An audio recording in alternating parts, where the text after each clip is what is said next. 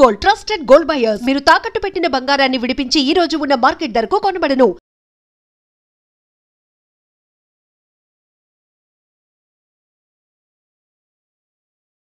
సింధనూరు అనే ఊర్లో నేను ఎలక్ట్రికల్ ఇంజనీర్ అయి ఉండి పరిస్థితి బాగాలేక సివిల్ ఫీల్డ్ లో సివిల్ ఇంజనీర్ యాక్టింగ్ చేస్తూ తార్ రోడ్ల దగ్గర ఇలా పెట్టి ఆ మీటర్ ఉంటుంది. ఓన్లీ సివిల్ ఇంజనీర్స్ కంపేర్ చేసుకోవచ్చు, వాళ్ళకి అర్థమవుతుంది ఎన్ని సెంటీమీటర్స్ తారు వచ్చిందని ఇటు చూడాలి ఉంగి. అది చేసేవాడు నేను. మొత్తం నల్లగా అయిపోయి తార్ రోడ్డు ఇక్కడ 13,000 14,000 ఇచ్చేవాళ్ళు. అక్కడ పని చేస్తున్నప్పుడు అక్కడ చిన్న రూమ్ ఇస్తారు మాకు. ఆ రూమ్లో ఉన్నప్పుడు మా నాన్న ఒకరోజు కాల్ చేసిండు, బాధపడతా. అప్పుడు పోయి పొజిషన్ చాలా బ్యాడ్గా ఉండేది అనమాట. ఎట్టొకటి చేసుకోరా, సెటిల్ అవ్వరా, నువ్వు నీది ఒకటే నాకు బాధ. ఎందుకంటే బాధ నాది ఒకటే కాదు, మా చెల్లెళ్ళు బ్లైండ్, మా చెల్లికి కనిపించదు, మా చెల్లి పెళ్లి చేసుకొని అంటుంటుంది. అదొక పక్క మా నాన్నకి బాధ ఉంది. ప్లస్ మా మదర్ సూసైడ్ చేసుకొని చనిపోయి ఉన్నారు, అదొక బాధ ఉంది. ఫైనాన్షియల్గా బీభత్సమైన ప్రాబ్లమ్స్లో ఉంది, పీక్ ప్రాబ్లమ్స్. 11 లక్షల చిల్లర బ్యాంకులో లోన్స్ ఉన్నాయి మా నాన్నకి. నాకు తెలుసు, నేను రాజకీయాలు పెద్ద కాన్సన్ట్రేట్ చేయను, కానీ ప్రతిసారి ఎలక్షన్లకు ముందు ప్రతిసారి దేవుని మొక్కునేది తెలుసు. ఒకప్పుడు మా నాన్న మా అకౌంట్లో అదే మా లోన్స్ ఏదైతే ఉంటాయో చూసారు, అగ్రికల్చర్ లోన్స్, అవి అయితే వెళ్ళిపోవాలా. అది ఎవడు హామీ ఇస్తే వాళ్ళు గెలవాలని కోరుకునేది. చాలా మంది ఇచ్చారు అట్లాంటి హామీలు. ఈసారి అగ్రికల్చర్ లోన్స్ మొత్తం పోతాయి, వాళ్ళు ఇచ్చారు, వీళ్ళు ఇచ్చారు, అన్ని ఈ గవర్నమెంట్ ఇచ్చింది, ఆ గవర్నమెంట్ ఇచ్చింది. ప్రతిసారి నేను ఎవరు హామీ ఇస్తే వాళ్ళు గెలవాలనుకునేవాడిని. అంటే నాకు లైఫ్లో ఇంకేం గోల్స్ ఉండేది బ్రో. నా లోన్స్ క్లియర్ అయిపోతే మా నాన్న హ్యాపీ, నేను హ్యాపీ అనుకునేవాడిని. అలా మా నాన్న ఆ రోజు సింధనూరు దగ్గర ఫోన్ చేసినప్పుడు బాధపడతా మాట్లాడాడు. అది నాకు ఇప్పటికీ గుర్తుంది.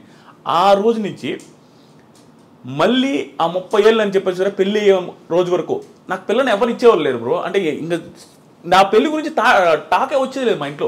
ఎందుకు సంపాదించట్లేదన్నా? లేకపోతే నేను అప్పుడు ఎంత బ్రో 48 కేజీలు పెట్టినోని, 50 కేజీలు నా హైట్ ఇంతే ఉండదు, 6.3, 48 కేజీల వెయిట్తో.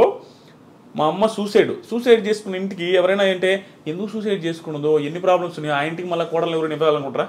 ప్లస్ మా ఇంట్లో మా చెల్లి అలాగే ఉంది, ఒక పర్సన్ హ్యాండిక్యాప్డ్ పర్సన్ ఉండే ఇంటికి ఎవరు ఇవ్వాలనుకోరు. అలాంటి సిచ్యువేషన్లో ఉన్న నాకు పెళ్లి తాట మా ఇంట్లో లేదు, నాకు లేదు. ప్లస్ అప్పులు నేను అందరికీ తెలుసు. ఆ పొజిషన్ నుంచి 30s నాకు ఎలా ఉన్నాడు చూడు. నా పెళ్లి కాలేదు, ఎవరికైనా ఒక పర్సన్కి ఎలా ఉంటుంది బ్రో, జాబ్ లేదు, పెళ్లి కాలేదు, అందరూ అడుగుతారు. మన ఫ్రెండ్స్కి మన ఫైనాన్షియల్ ఇదేంది తెలియదు. మన బయటికి ఫ్రెండ్స్కి ఏమంటారు, ఫోన్ చేసి ఏమమ్మా ఎప్పుడు పెళ్ళి అంటారు. మనం ఏం చెప్పలేము, ఏం చేస్తున్నారు అంటారు, ఏమి చెప్పలేని పొజిషన్. ఆ టైంలో వెనక ముందు ఆలోచించుకుంటే అంటే ఇంకా లిటరల్గా ఆ పొజిషన్ ఎట్లా ఉందంటే నిల్ అనమాట బ్రెయిన్లో. అంటే ఇంక మనకు ఆలోచించడానికి కూడా ఏం ఎట్టబోతే అట్ట వదిలేసిన, మొత్తం ఫ్రీగా వదిలేయబట్టే బిగ్ బాస్ రివ్యూ చేసిన కామెడీగా. అంటే నీకు ఒక టైం వస్తుంది బ్రో, నేను కాన్సన్ట్రేట్ చేసి నా లైఫ్ని నా కెరీర్ టర్న్ అవ్వాల. నోటుకు వచ్చినట్టు వదిలేస్తే కెరీర్ ఒక మలుపుకి వచ్చింది. అలా కామెడీగా చేసిన బిగ్ బాస్ రివ్యూస్. ఆ తర్వాత నాకు తెలియదు అసలు బిగ్ బాస్ రివ్యూస్ చేస్తే డబ్బులు వస్తాయని కూడా. 30,000 సబ్స్క్రైబర్స్ ఎంత మానిటైజ్ చేశారు. అప్పటి నుంచి డబ్బులు స్టార్ట్ అయింది. 70,000 రూపీస్ ఫస్ట్ ఇయర్ నాకు వచ్చిన రెవెన్యూ. 70,000 రూపీస్ వస్తే మా అక్క నాతో అనేది భయంకరమైన ప్రాబ్లమ్స్ చూస్తున్నాం. మా అక్క కూడా దగ్గరుండి ఎప్పుడైనా వాళ్ళ ఇంట్లో పెట్టుకొని ఫుడ్ పెట్టి వాళ్ళ ఇంట్లో నన్ను బాగా చూసుకుంటున్నాను ఉండేవాళ్ళు. మా అమ్మ చనిపోయిన తర్వాత 70,000 వచ్చిన మా అక్క కాల్ చేసి ఏమన్నా తెలుసా, అమ్మయ్య ఇంకొక 1.5 లక్ష 2 లక్షలు చేసుకోరా, మొత్తం నీకు ఎట్ట కూడా పెళ్లి చేద్దాం, ఆ 2 లక్షలు ఇంకొక లక్ష ఎట్లా కూడా అప్పు చేసి నీ పెళ్ళి అయితే బాగుంటుందని అని మా అక్క కూడా హోప్ వచ్చింది. 70,000 సంపాదించినని. అక్కడ స్టార్ట్ అయిన నా జర్నీ లాస్ట్ బిగ్ బాస్ రివ్యూస్లో ఒక మంత్కి 39 లక్షలు మీరు ఆల్రెడీ చూసుంటారు. అక్కడ దాకా వచ్చింది. నేను ఈ వీడియోలో ఇవి చెప్పేది పొగరుగా చెప్పట్లేదు బ్రో. కొంతమంది జెన్యూన్గా చెప్తున్నాను. కొంతమంది ఫ్యామిలీస్ కానీ, కొంతమంది ఫ్యామిలీస్లో ఉండే పేరెంట్స్ కానీ స్ట్రగుల్ని తీసుకోలేక సూసైడ్ తీసుకుంటారు. ఎగ్జాంపుల్ మా మదరే. మా మదర్కి పీక్ ప్రాబ్లమ్స్. మా ఇంట్లో అందరికీ ఏంటంటే ఆస్తులు ఉండేవి బ్రో. ఆస్తులు ఎలాంటి ఆస్తులు, మెట్ట ప్రాంతం అది. ఆస్తులు అయితే ఉంటాయి చెప్పుకోవడానికి, 8 ఎకరాలు 9 ఎకరాలు 10 ఎకరాలు అంటారు, కానీ అవి ఎవడు కొండవు దాంట్లో పంటలు పండు. ప్లస్ పల్లెటూరులో ఉండేవాడు పీక్ ప్రాబ్లమ్స్ వచ్చినా అవి అమ్మడు. దానివల్ల ఆస్తులు కొంచెం ఉన్నప్పటికి కూడా ప్రాబ్లమ్స్ ఎప్పుడు ఉండేవి. చేతిలో డబ్బులు ఉండేది లేదు. బర్రెలు ఉంటాయి, బర్రెలు మొత్తం మా అమ్మాయి చూసుకుంటుంది. గెడ్డి మోపులు తెచ్చేది మా అమ్మాయి, వ్యవసాయం చేసేది మా అమ్మాయి, నిమ్మతోట ఉండేది, అది కూడా పోయిందిలే. అక్కడికి పోయేది మా అమ్మాయి, మాకు వండి పెట్టేది మా అమ్మాయి, 4 పిల్లకాయలని. అన్నీ చూసుకునేసరికి మా అమ్మకి బాగా, మా అమ్మ కూడా హైట్ ఎక్కువ, సన్నంగా ఉండేది. అంత ప్రాబ్లమ్స్ ఫేస్ చేస్తే ఒకసారి హోటల్ ఉండేది మాకు. ఎంత ప్రాబ్లమ్స్ అంటే ఒకసారి ఊహించుకుంటేనే అంటే నేను పేరెంట్ అయిన తర్వాత మా ఇంట్లో వాళ్ళు ఎంత స్ట్రగుల్ అయి ఉంటారో మా అమ్మ అనిపిస్తుంది. మా వైఫ్ని చూసిన తర్వాత హోటల్ ఉండేది, చిన్న హోటల్, ఊర్లో రేకుల షెడ్ వేసి ఒక హోటల్, మా సొంత ప్లేసే కాబట్టి అక్కడ పెట్టాము. బోండాలు, ఇడ్లీలు, పూరీలు అన్నీ చేసి మా అమ్మాయి పెట్టి, మా అమ్మాయి వండి అందరికీ పెడతా ఉండేది. అవే డబ్బులు వస్తూ ఉండేవి. అప్పుడు మేము హ్యాపీగా ఉన్నాం. ఆ టైంలో, ఆ హోటల్ పెట్టిన టైంలో మా మంచి సక్సెస్లో ఉండింది. ఓకే, కొంచెం డబ్బులు చూస్తున్నాం. ఆ టైంలో నేను బీటెక్ జాయిన్ అవుతూ ఉండేది. జాయిన్ అయ్యి బీటెక్ కాలేజీకి పోయే ముందు రోజు మండలు దుడిచేది, ప్యాకెట్లు కట్టేది, నాకు ఇష్టం ఉండదు, ఎవరికి ఇష్టం ఉండదు బ్రో. బిల్డప్ ఇవ్వాలని ఎవరికైనా ఉంటుంది. మిడిల్ క్లాస్ పర్సన్ బిల్డప్ ఇస్తాం. బీటెక్ స్టూడెంట్ అంటే ఏమనిపిస్తుంది, సో బిల్డప్ ముందు అనుకునే వాళ్ళం, ఆ ప్యాకెట్లు కట్టుకుంటా అవి క్లీన్ చేసుకుంటా ఉండేది. ఆ టైంలో మా అమ్మకు ఒకరోజు నేను పూరి చేస్తా, పూరి బాండలు మొత్తం కాలం మీద పడిపోయింది. వేడి ఆయిల్ డైరెక్ట్ పూరీలు చేస్తూ ఉంది, అది స్లిప్ అయి పడిపోతే ఆ పడ్డ కాళ్ళంతా కాలిపోయింది, ఎగిరొచ్చి ముఖం మీద అంతా పడ్డాయి. మొత్తం ముఖం కాలింది, కాళ్ళు కాలి. మా అమ్మ ఆల్మోస్ట్ 3-4 నెలలు బెడ్ రెడ్. అక్కడి నుంచి అంటే ఆ రోజు నుంచి మా అమ్మకి మొత్తం టర్న్ అయింది. అంటే ప్రాబ్లమ్స్ ఏమి ఎక్కువ ఉన్నాయి, లోన్స్ ఏమి ఎక్కువ ఉన్నాయి, మా చెల్లెళ్ళు ఒక బాధ, ప్లస్ మా నాన్న పెద్దగా వర్క్ చేయడు, నాదొక బాధ, నాకు జాబ్ లేదు, ఇవన్నీ బాధలు పెట్టుకొని ఆ టైంలో మా అమ్మ ఏమనిపిస్తుందంటే ఈ పెయిన్స్ ఎక్కువ ఉండేవి, బ్యాక్ పెయిన్ ఎక్కువ వచ్చేది, ఈ ఆయిల్ పడ్డ మంటలు ఎప్పుడు ఉండేవి. దానివల్ల సడన్గా ఒకరోజు సూసైడ్ చేసుకుని చచ్చిపోయింది. అది ఎందుకు చచ్చిపోయింది, ఏమి రీజన్స్ అనేది తెలియదు. మాకు అర్థమైంది ఏంటంటే ఎప్పుడు బ్యాక్ పెయిన్ అంటూ ఉంటుంది, ఈ మంటలు అంటూ ఉంటుంది, పరిస్థితులు బాగాలేవు, అప్పులు ఎట చేయాలనేది. ఎందుకంటే మా అమ్మ ఒక్కటే కష్టపడుతూ ఉంటుంది. అవన్నీ తట్టుకోలేక సూసైడ్ చేసుకుని చచ్చిపోయింది బాత్రూమ్కి వెళ్ళి. అది కూడా నార్మల్. ఆ రోజు కూడా లాస్ట్ ఫుడ్ తినింది నేనే. గోంగూర పచ్చడి నాకు ఎప్పటికీ గుర్తుంది. అంటే మన బెల్ల పెట్టుండదు తెలుసాను. ఇప్పుడు నేను రిగ్రెట్ ఫీల్ అవుతా. ఆ రోజు కూడా నాకు ఇప్పటికి గుర్తు. ఏంది మా ఈరోజు కూర అంటే పచ్చడి రాని. పచ్చడితో ఏంది అంటే మా ఇది సరే పెట్ట 2 ముద్దలు తిని నేను తిను. మన బిహేవియర్ అట్లా ఉంటుంది. బిల్డప్ ఇస్తుంటాం కదా, ఇసిరేసేది ప్లేట్లు, అదే విధంగా ఉండేది. అక్కడ పెట్టేస్తే మా అమ్మాయి లాస్ట్లో సరే నేను తింటలేపో అన్నది పెట్టేసి మా ఫ్రెండ్ వాళ్ళ ఇంటికి వెళ్ళిన. రోజు ఆడే పడుకునేది మా ఫ్రెండ్ వాళ్ళ ఇంట్లో. ఎందుకంటే చిన్నప్పుడు మా ఇంట్లో దొంగలు పడ్డారు. అప్పటి నుంచి నాకు దొంగలు అంటే భయం, మా ఇంట్లో పడుకున్నాను. అక్కడికి వెళ్తే నేను వేరే ఫ్రెండ్స్తో ఫోన్ మాట్లాడుతున్నా 11-11 టైంలో. నాకు ఫోన్లు వస్తా ఉన్నాయి మా ఇంట్లో నుంచి నాన్ స్టాప్గా. కట్ చేస్తా ఉన్నా, మనకి ఓవరు కట్ చేస్తున్నా. ఒక టైంలో ఏక ఫోన్ చేస్తానంటే ఇంటికి అడిగినా అన్నాడు. మర్చిపోయి నేను ఫోన్ ఎత్తకపోతే నా ఫ్రెండ్ లోపల ఇంట్లో ఉన్నాడు. వాడికి ఫోన్ చేసి అది ఎందుకు ఫోన్ ఎత్తట్లేదు, ఒకసారి ఇంటికి రమ్మని రాను. వాళ్ళకి మా అమ్మ చచ్చిపోయిన విషయం చెప్పేశారు. అలా చెప్పేశారు. నేను బయట ఫోన్ మాట్లాడుతున్నా నైస్గా. వాడు పప్పు తిన్న అన్నంతో వచ్చిండు బయటికి. వచ్చి మామ మీ ఇంటి దాకా పెద్ద మామ అన్నాడు. నువ్వు పోయి రాపరా, మీ అన్నతో నాకు పని ఉందంటే నువ్వు పోయి రాపరా. వాడు ఏమనంటే ఎక్స్ట్రా చెప్పడు రామమ్మ అనేసరికి సరే అని నేను ఫోన్ పెట్టకుండా మధ్యలో కూర్చొని బైక్లో మాట్లాడుతూ ఉన్నా. వాడులా మామ ఫోన్ పెట్టి మామ అన్నాడు. ఫోన్ పెట్టి అన్నాడు. పెట్టేసిన తర్వాత వాళ్ళ తమ్ముడు నా వెనక కూర్చోన్నాడు. నేను మధ్యలో ఉంటే వాడు చెయ్యి నా మీద వేస్తుంటే వాడు అన్నం పప్పు అంతా ఉంది. రే హరీష్ ఇటు చెయ్యి కూడా కొడుకోవాలన్నా. రే మనకేం తెలియదు కదా, ఇటు చెయ్యి కూడా కొడుకోలే ముండనాయుడు అంటా ఉన్నా. మర్చిపోయిన అమ్మ అంటాడు. పోతే మా అమ్మ మా ఇంటి చుట్టూ జనాలు ఉన్నారు. ఏంది వీళ్ళందరూ ఈ టైంలో ఉంటే ఏమన్నా గొడవ అయింది ఇంట్లో, ఎందుకు ఏంటి అసలు. పోగానే మా అమ్మని బయటికి తెచ్చున్నారు, గుండెల మీద వస్తూ ఉన్నారు. అబ్బా నాకు అంటే నేనే ఉన్నాను బతుకుంది అనుకున్నా. ఎంత అప్పుడు ఇంకా వెంటనే చూడగానే చచ్చిపోయింది. నేను మిద్ది మీద బీభత్సంగా ఏడ్చిపోవడానికి ఆ రోజు నుంచి దాదాపు 1 మంత్ నేను ఫుల్ స్ట్రగుల్ అయిపోయినా. యాక్చువల్గా నేను బాధపడ్ను. అమ్మ నేను ఎమోషనల్ అయిపోతా స్వామి నిజంగానే. యాక్చువల్గా నేను బాధపడ్ను.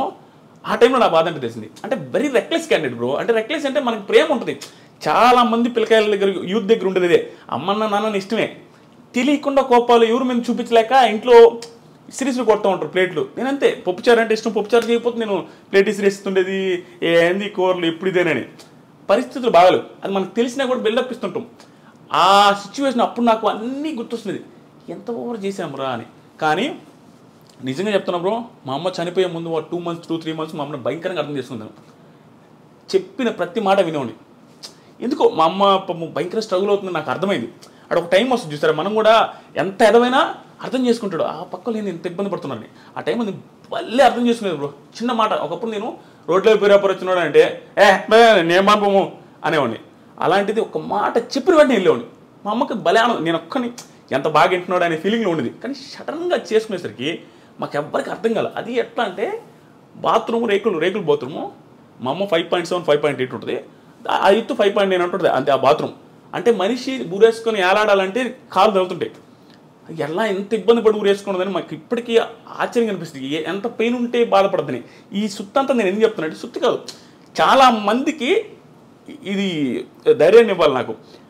ఆ పొజిషన్ నుంచి మా అమ్మ లైఫ్ మారదులే, ఇంకా నా జీవితమే ఇంతే అనుకుని సూసైడ్ చేసుకుంటే, అంటే నేను ఇంకా నా లైఫ్ మారదు అనుకుంటే, నేను ఇప్పుడు 20 మంది లైఫ్లు మారుస్తున్నా. నేను సెలూన్ పెట్టి నా సెలూన్లో 20 మంది పనిచేస్తున్నారు, నా చుట్టూ 5-6 మంది ఉంటారు, వాళ్ళ లైఫ్లు నేను చూసుకుంటూ ఉంటాను. ఇన్ని లైఫ్లు నేను మారుస్తుంటే మా అమ్మ లైఫ్ మార్చలేను అనుకున్నది. హోప్లెస్కి అయిపోయి సూసైడ్ చేసుకుని చచ్చిపోయింది, ఇంకా ఆనందం ఉంటుంది. అదే మా మదరు సూసైడ్ చేసుకోకుండా ఎదిరించి పోరాడి ఇక్కడ దాకా ఉండుంటే ఈరోజు మా మదర్ ఉన్నప్పుడు నా సక్సెస్ ఇంకా ఎక్కువ ఉండేది కూడా, ఆనందంలో ఇంకా హ్యాపీగా ఉండదు. ఇప్పుడు మేము వీడియో చేస్తున్నాం, మా అమ్మ మదర్ కూడా మా వీడియోస్లో ఉండుంటే ఇంకా ఎంత బాగుంటుంది. ఇవన్నీ ఆలోచించుకుంటుంటే నాకు అనిపిస్తుంది, ఒరే నాయన సూసైడ్ ఎందుకు చేసుకుంటారో, నా లైఫే బెస్ట్ ఎగ్జాంపుల్. అసలు టర్నింగ్ పాయింట్ ఉండదు, హ్యూజ్ ప్రాబ్లమ్స్ కానీ మా అమ్మ సూసైడ్ చేసుకున్నది. నా లైఫ్ ఈరోజు ఎట్టుంది, ఏ రకంగా ఉంది. మా ఊర్లో ఇంకొక ఎగ్జాంపుల్, నేను క్వశ్చన్ కూడా అడగ, నాకు మా ఊర్లో చిన్న ఎగ్జాంపుల్ చూడండి లైఫ్ మారడానికి. నేను జస్ట్ ఒక ఇంగ్లీష్ మాట మాట్లాడితే యా అన్నా ఒకరి ముందు, ఏదో అడిగితే యా అంటే మేము కానీ మెతుకులేదు కానీ ఇంగ్లీష్లో నీకు అన్నారు. నేను 10th చదివేటప్పుడు ఆ పొజిషన్ అట్లా ఉండేది మాకు. ఆ రోజు నుంచి నా దగ్గర అప్పు తీసుకుని 10,000 ఎగ్గొట్టారు. అది అక్కడ దాకా వచ్చి ఇవన్నీ మా అమ్మ జోలు అయిపోయింది. ఇప్పుడు ఇంట్లో వాళ్ళకి ఎట్ట బ్రో, పల్లెటూరు ఆడవాళ్ళకి ఎట్ట, మా కొడుకు 30,000 శాలరీ అయితే 50 చెప్పుకుంటారు, అదే వాళ్ళకి ఆనందం. ఇవన్నీ మా అమ్మ చూడలేకపోయింది. ప్లస్ బంగారం ఉండేది లేదు, ఏ పెళ్ళిళ్ళకి పోయినా మా అత్తోళ్ళ దగ్గర తీసుకుని పోయేది. ఆ పొజిషన్ నుంచి ఈరోజు ఏమైనా కొనిచ్చే పొజిషన్ చూడలేకపోయింది. అందుకని ఆవేశపడకూడదు మనిషి. ప్రతి ఒక్కడికి నేనే సక్సెస్ అయినా బ్రో, నా దగ్గర టాలెంట్ లేదు, నేను జెన్యున్గా ఒప్పుకున్నా, నా దగ్గర ఏ టాలెంట్ లేదు, మాట్లాడతా అంతే, ఏది హార్ట్ఫుల్గా మాట్లాడతా, ఏది అనిపిస్తే అది మాట్లాడతా. టాలెంట్ లేని నేనే పెద్దగా చదివాను కూడా కాదు, ఓకే ఏదో వచ్చాయి. అలాంటి పర్సన్ నేనే సక్సెస్ అయిపోయి నా లైఫ్ మా ఫ్యామిలీ లైఫ్ మార్చేస్తే ఎంతోమంది బీభత్సమైన టాలెంట్ ఉంటుంది, వాళ్ళు ఎందుకు చచ్చిపోవాలా, వాళ్ళు ఎందుకు సూసైడ్ చేసుకోవాలి, నాకు అర్థం కాలే. నువ్వు వెయిట్ చేయి. బిగ్ బాస్, తుప్పాస్ బిగ్ బాస్, చాలా మంది ఆ షోని తిట్టుకుంటూ ఉంటారు, ఇప్పుడు తెలియదు ఉంది అది ఒక షోనా అంటారు. ఇన్ని చెప్తుంటే ఆ షో ఒక లైఫ్ మార్చింది, ఒక ఫ్యామిలీ లైఫ్ మార్చింది, మా తరాన్ని మార్చింది. ఇక్కడ నుంచి మా తరం స్టార్ట్ అయిపోద్ది, మా ఒక జనరేషన్ మార్చినట్టే. దాంతోపాటు నా చుట్టూ ఉండే ఒక 20 మంది బతుకుతున్నారు. దీంట్లోనే కెరీర్ ఎత్తుక్కోగలిగిన టైం వస్తే, అన్ని కలిసి వస్తే, అలాంటిది వేరే వాళ్ళు ఎందుకు ఎత్తుకోలేరు, చదువుకొని బాగా చదువుకున్న వాళ్ళు. సో నేను ఈ ఇంటర్వ్యూలో కానీ ఎక్కడొచ్చినా నేను ఈ పాయింట్ నా జీవితం మొత్తం చెప్తా ఉంటా, సూసైడ్లు చేసుకోవద్దు.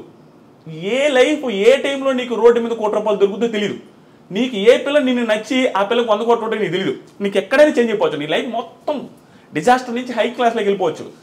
ఆ హోప్ ఉంచుకోండి, ఎవడు చచ్చిపోవద్దు. నీకు నిజంగా చచ్చిపోవాలనిపిస్తే, నీకు అసలు నీ పరిస్థితి బాగాలేదంటే ఆకలితో చచ్చిపోయి కావాలంటే ఇది వెయిట్ చేయి లాస్ట్ రోజు దాకా ఏది దొరకపోవచ్చు, నువ్వు ఎట్టగా చచ్చిపోతావు. అంటే నీకు నువ్వు చచ్చిపోవాల్సిన అవసరం లేదు, నువ్వు తట్టుకోలేకపోతే అది ఆటోమేటిక్గా అయిపోద్ది.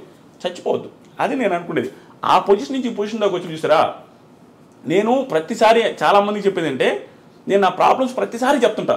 ఎందుకు తెలుసా, నాకు ఇప్పుడు ప్రాబ్లం ఉందని నేను చెప్పట్లా, నేను డైరెక్ట్గా చెప్పే కదా 33 లక్షలు ఒక నెలలో వచ్చినాయి. నాకు ప్రాబ్లం లేవు, సింపతి కాదు ఇది. నాకు ఒకప్పుడు ప్రాబ్లమ్స్ ఉన్నాయి, ఇప్పుడు లేవని చెప్తున్నా. ఇది ఇన్స్పిరేషన్గా ఉంటుంది, జనాలు చూసేవాళ్ళకి అనే ఉద్దేశంతో చెప్తుంటా. ఎందుకంటే చూసేవాడికి ఒకటి, పోనీ వాడి పొజిషన్ ఆ రోజు ఇంత బ్యాడ్ అంటారా, మంది అంత బ్యాడ్ కూడా లేదు. ఇప్పుడు ఆడి లైఫ్ ఏం మారింది, మన లైఫ్ ఎందుకు మారదురా, ఎందుకు మనం చచ్చిపోవాలనే ఆ హోప్ రావాలి జనాలలో. సూసైడ్ చేసుకునే అంత ఎదవలు లేరు. మా అమ్మని ఇప్పటికీ మా ఊర్లో తిడతారు, ఎదవగాపోతే ఆ రోజు సూసైడ్, ఆ పిల్ల ఆ ఎదవగాపోతే అట్లా చచ్చిపోకుండా ఉంటే ఈరోజు బంగారం ఉండి కదనే ఆవేశపడి ఆ పిల్ల అటు చేసుకుంది కానీ మా అమ్మల్ని తిట్టా ఉంటారు అందరూ, అంతే కదా. చాలా ఇది బ్రో ఇవన్నీ. And for more videos, please subscribe to iDream. Please subscribe to iDream. Please subscribe iDream. And please subscribe to iDream. For more videos, subscribe to iDream. please like, share and subscribe to the channel. Congratulations, iDream. Subscribe to iDream. Subscribe to iDream. So subscribe to iDream Media. iDream team andarki huge congratulations. Please subscribe iDream Media. Please subscribe to iDream. Subscribe iDream. Please subscribe to iDream. iDream అంటే నా కళల ఛానల్ను subscribe చేసుకున్న నోరు తిరుగుతలేదు, మీరైతే గంట గుర్తు కొట్టండి. For more such videos, please subscribe to iDream. Subscribe to iDream. Please subscribe to iDream. Please subscribe iDream Media. Please do subscribe to iDream. Please subscribe to iDream Media. For best entertainment and information, please subscribe iDream. And don't forget to subscribe to iDream.